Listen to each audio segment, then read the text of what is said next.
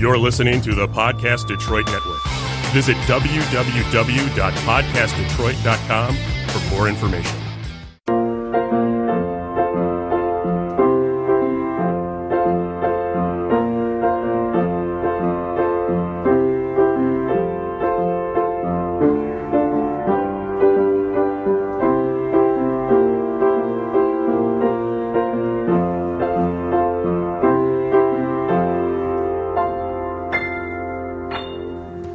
Welcome to the Make Meaning podcast. I'm Lynn Galadner, a writer, entrepreneur, and change maker, and I've dedicated my life to sharing stories of how people make meaning in their work and find purpose in their lives. You just heard a great original composition by my son, Asher Schreiber. This podcast highlights some of the great ideas and activities people do every day to make the world a better place. So much of the meaning we find comes from interacting with great people, developing relationships that are mutually beneficial, and doing work that inspires. I hope you'll be inspired by the people you meet on this podcast. We all need to find a way to make meaning in the mundane. I'm Lynn Galadner, and I'm here today with Danielle Doxie Kaltz, who's the lead community organizer for Burners Without Borders Detroit. Welcome, Doxie. Hey, thanks for having me here. So I'm a newbie, and I don't know anything about Burners Without Borders, so I want to hear all about it. We're going to talk a little bit about what you do and how you got here, and then how you find meaning and purpose in your life, which is our whole goal of this podcast. So Doxie, tell me a little bit, what is Burners Without Borders? Burners Without Borders is the civic arm of Burning Man. Okay. That's the event that happens out in the desert. Yeah. In 2005, there were the hurricanes that happened, Katrina. Yep. And I don't know if you know anything about Burning Man, but there used to be no internet out there, no phone out there. So when you got out there, it was completely isolated. Sure. So as people were arriving at that event, Katrina was happening. Okay. So that's how news was getting to the event. Wow. And yeah, and some amazing people were like, wait a minute, we're extreme campers, we're extreme everything. Yeah. So let's start collecting items and money and supplies. And so by the end of the event, there was a large amount of things, a hunk of people, and they're like, let's go do this. So it's direct action assistance, basically. Mm-hmm. And so out of that was birthed Burners Without Borders. And now there's chapters all over the world. Wow. And yeah, and they were down there for quite a while, and they actually ended up helping out like 2 cities, like completely redoing it. Like the great thing about what Burners Without Borders does is there's a lot of red tape in the world. Yeah. And this is about trying to get through the red tape. Sure. Because I'm going to know the person who does that thing, who can do this and then that. And it's about networking and connecting resources and getting things done as quickly as possible, as efficiently as possible. Very cool. Yeah. So take me back and tell me the Doxie story. So, where did you grow up? How did you get into this whole community mindset? And, what has sort of been your passion that has driven you? Well, before I was Doxie, I was Danielle. That's my birth name. And even as a little kid, my mom says I was one of those kids who was like, I want to do things. I want to help. I want to, be involved. And so when I became like around 16, I thought, oh my God, I've done nothing with my life. Literally, I was like, I had this like weird existential like breakdown at 16. And I was like, I'm doing nothing. So I started learning about a lot of organizations that were out there and trying to find where I fit. Okay. And I'm one of those odd puzzle pieces that doesn't really fit anywhere. So I make my own. Love it. Right? Kindred spirits. So you make your own puzzle piece, right? So, gosh. I started doing things like Habitat for Humanity when I was still a teenager, and Meals on Wheels, and just anything I could work, and get into. And then I started volunteering for museums and just things a way to give back. Yeah. And little did I know that I was becoming a social servant and doing civic responsibility. Like I had no idea. I was just like, I want to get involved. And sometimes by volunteering to do things, it's the easiest way in to things, which is why people love volunteers. I get that, right? Yeah. But yeah, we should actually these are things you should be taught in high school, and I hope they are now. Back when I was in high school, none of this was even considered. So then flash forward to learning about, in college I started tons of organizations, and and I'm always pulling misfits together and be like, hey, let's do this thing. And then you make a group and then it grows. So before I even got involved with Burning Man, I started working downtown. And driving the highways.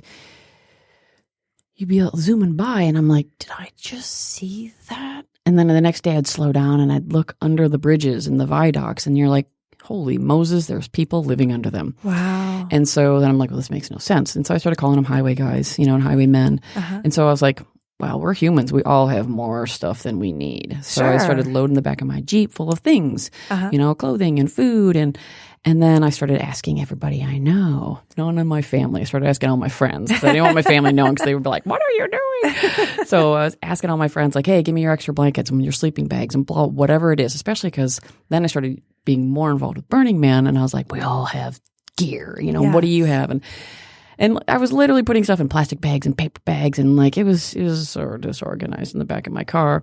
But, mostly homeless men would, come up and, I'd have things kind of sorted. I mean, here's a box of this and here's a box of that, and what do you need? And most of them would be like, and I'm like, you don't want to approach the car because you're afraid. Because what either of us are doing are brave or stupid. Yeah. Right? We're approaching human beings and that are strangers. Right. And there's always there's a separation between homeless and non-homeless, right? Yeah. So I'll never forget the very first time I stopped for a gentleman. This is a kind of little non sequitur. I looked at him, he looked at me, and I was like, I have stuff. And we were both terrified. Wow. He was under one of those viaducts. I was on the side of the highway, and he was an angel. Like he just came down.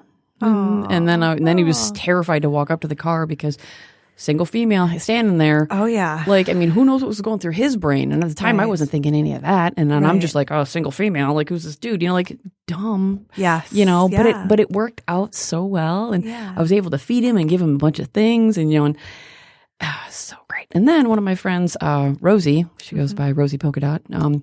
She's amazing. She's a genius. She's like, one year for Christmas, she asked her family, she's like, I don't need things. I got things, but I want you to help me help my friend doing this project. Okay. And I remember meeting her in Ferndale at a bar, and she opens up the back of her car, and she has a bunch of backpacks full of supplies. Okay. And she's like, duh, you're always handing out things. We're burners. That's the nickname for people who go to Burning Man. Yeah. We have all of us have extra backpacks. Yeah. So she leveled us up to a different, like I cried. I'm like a little baby. And I was like, well, duh. So like, it's little things like that where like, she was the first person to join what I was doing on a different level. Sure. And so now all these other people bring these amazing things and we create supply filled backpacks. Okay. So, and now you ask the homeless people what they need and want because they're the best ones who understand what it's like to be out there. Well, and having that dignity and respect for human life is so important. Oh my gosh. Right. And as I was hearing you say, well, he was tentative and you were tentative. Oh, yeah. But what I'm really thinking is two human beings. Why are we so afraid? Why are we so tentative? Homelessness is not catchy. No. We're really good at like not looking at homeless because we don't want to like associate with people we don't want to be. Well, if we don't look, then it doesn't exist. It doesn't exist. And I'm not going to be you if I don't look at you. Exactly. Right. So that's one of the easiest things to do is just look at somebody, even if you don't have anything. Sure. Acknowledgement. Yes. Just say hi. I see you. I see you. You matter. Yeah, exactly. Yeah. And so it's been a wonderful lesson, and I've probably learned most of my life lessons over the last 10 years doing this. Really? Yeah. It's pretty great. It's grown me up as a human. Nice. So, one of the things that we really focus on this podcast is how people find their purpose or make meaning in the work that they do. And I think a lot of people are looking for that purpose. They have a passion, but they're not sure how to connect the dots or to make their work meaningful or matter. What advice do you have for people who are really searching for that purpose? Just do anything. Something like people get overwhelmed because there's so many things you can do that you don't know what to do. Sure. And my advice is to just do anything. Mm-hmm. And that's one of the great things about Burners Without Borders Detroit is we have so many access points. There are people who will never pack a backpack. There are people who will never get on the streets. But there are people who will host events. There are people who will collect socks. There are people who will, when they're having a party, they're like, hey, bring all the hand warmers. Like there's so many ways to give to this project. And then it just grows and grows and grows and grows. Sure. I mean, literally it started in my basement because MySpace. Does anybody remember MySpace? Oh, yeah. Hello. Yeah, okay. Dating myself on all of us. I put a thing out on MySpace, not realizing that it would go public and other strangers would see it. I suck at technology. And all of a sudden, like, there were like maybe 8 people there. And like we were packing backpacks and then 2 people walked in and I was like, I have no idea who you are. And they're like, I'm walking into a stranger's basement. And because of them, our project is leveled up in all these other things. And like everybody contributes something. Sure. So there's part of something that's so much bigger than them. And, you know, one of the little catchphrases is, we can't do what we do without you. Right. You know, because this was just one person. And it's a project it's proof of me to we. Sure. And there's a wonderful book out there by two brothers, and I apologize for not remembering their names. But the idea of me to we, one person does something, and I'm like, what you doing? Yeah. And can I join you? Yeah. And I'm the kind of person where I'm like, anybody can join me doing anything. That's awesome. So yeah. And wherever your comfort level is how you contribute. Sure. You know, there's people who are now, we do the backpack project, and we also do a street store. Okay. And it's a free store basically. And now there's people who come and they do haircuts, and there's other people who are trying to offer showers. Like whoever can do what they can do to anything. Sure. It all makes a difference. Yeah. Like we are all interconnected. Yeah. And for some people, they servant leadership. I'm going to back. Do you know what servant leadership is? I haven't heard the term. Tell me about it. So servant leadership is kind of like, I lead from behind.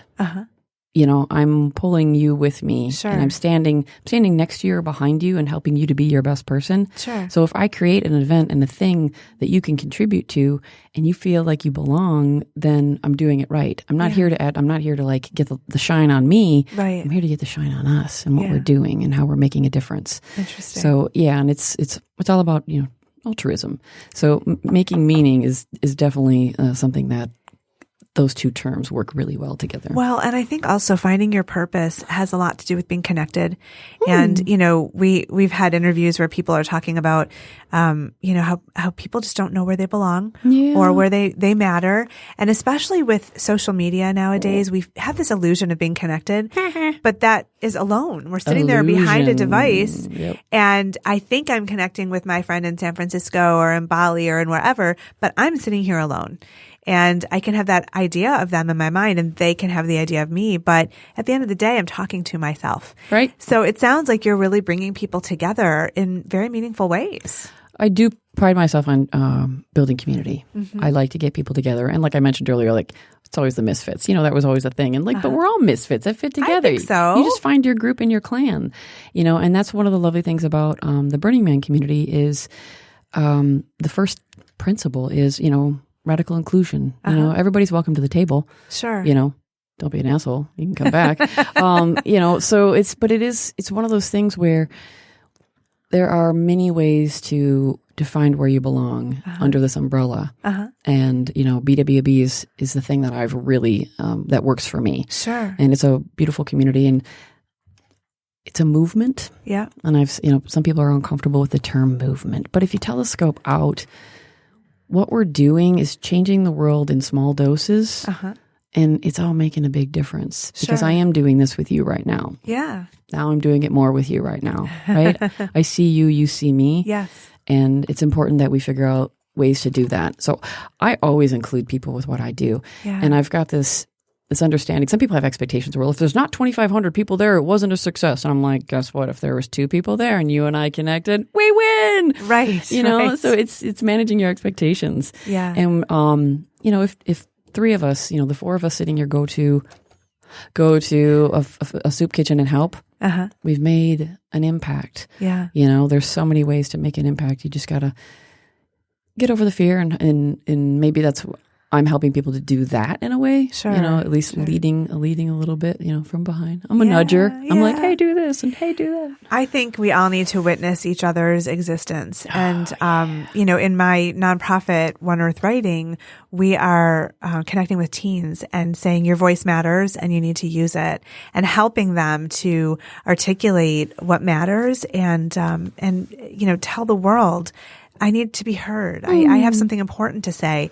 And also putting the power in their hands to be our future leaders instead of just dismissing young people and saying, oh, you know, you'll learn one day. Really listening, because I believe that the more innocent among us are wiser than those of us who've been around the block a while. Because we get a little jaded. Oh, yeah. And also care about judgment and things like that out there. And, you know, I mean, I remember when my kids were really little, they didn't see color. They didn't see ability. You know, if somebody was in some way different, they didn't see that. They just saw a person. Those are learned things. Oh, yeah. That we teach them. And the opportunity to unlearn is always there. Yes. And I love when I get to unlearn. Yeah. And I'm like, I just made a new pathway in my brain. Right. Yeah. So like, thank you for teaching children. Oh. Thank you for teaching the power of writing and the power of words. Oh, well, that's my passion and purpose in life. And I love being around teens. Teens are the age that I love because,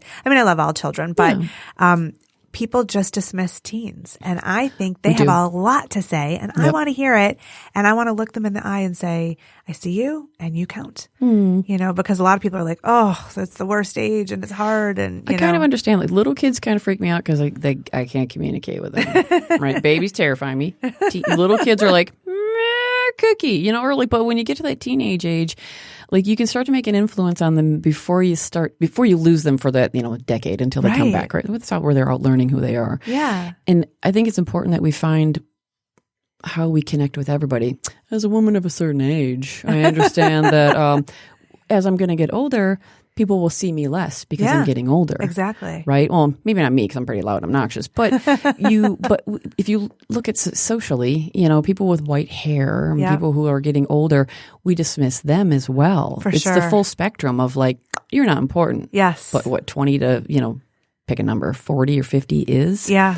Yeah. So I love hanging out with both of those groups. You know, teenagers are fun because I can make an impact on them and they're like, wait, I can be different and weird and think, and I'm like, yes, you can. Yep. And then you go to the other spectrum, the people who we kind of like, oh man, have a seat. Like those older people have so much to teach us. Oh, the stories. The amount of knowledge. Yes. Right. And getting their stories out is just as important. Yes. So if we can figure out ways to connect those two together. Oh, yeah. And do that now, then when they're growing up, we won't have the separation. Absolutely. Right? It's true. It doesn't matter. So if any of our listeners want to get involved in Burners Without Borders, what do they do? We use the internet. I do have, it might be Doxie at BWB Detroit.com. Oh, I don't know. It's so brand new. I apologize. I literally just got it like a week ago. And find me on Facebook. Okay. You can find me at Danielle Doxie Kaltz, or you can look up Burners Without Borders Detroit. Okay. And there's also BWB BurnersWithoutBorders.org. And because that's for like the main chapters. There's chapters all over the world. Okay. And each of us have our own mission. Okay. So here it's just been homelessness. Awesome. But they're building schools and portable toilets and composting things. And there's probably, God, I don't even know how many chapters there are, but there are at least 40 different groups doing all over the world. Really cool. Yeah. So you mentioned Nepal earlier. I wouldn't be surprised if there's a project in Nepal. Awesome. Yeah. And That's if there great. Isn't, and there wants to be, let's do it. Let's go, right? Road trip. Come on. Can we take the podcast on the road? Yeah. All right. Come on, Jess. Yes. We're on. Let's go. Well, this is great. Thank you so much, Doxie, for being here, for talking about how to make meaning and find purpose. And thank you to everybody listening in to the Make Meaning podcast.